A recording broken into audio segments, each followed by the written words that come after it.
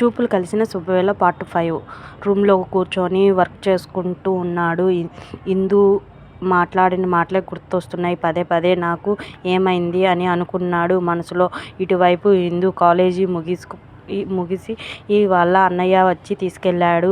సరదాగా హ్యాపీగా పానీపూరి తిని సరదాగా గడుపుతూ ఎంజాయ్ చేస్తూ ఇంటికి వచ్చారు. ఇంతలో వాళ్ళ అమ్మ వచ్చింది. వచ్చారా అని అడిగారు. వచ్చామమ్మా. మంచిగా నాకు ఏదైనా పెట్టు.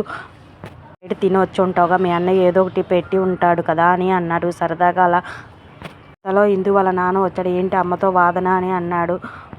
వంట చేయమంటే చేయదు కానీ నా చేత వంట చేపిస్తుంది. నువ్వు మీ నాన్న చేయండి అన్నాడు.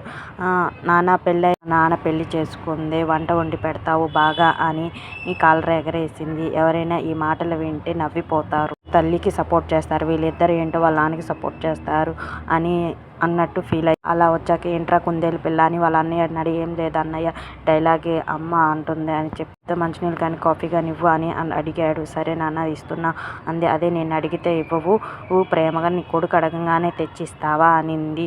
కోపం గుర్రుగా పెట్టింది. డౌట్లు ఉంటే నన్ను అడుగు అని అన్నాడు. ఫస్ట్ ఎగ్జామ్సే కదా అన్నయ్య, నేను అడుగుతాను ఏమైనా డౌట్లు వస్తేనని చెప్పింది.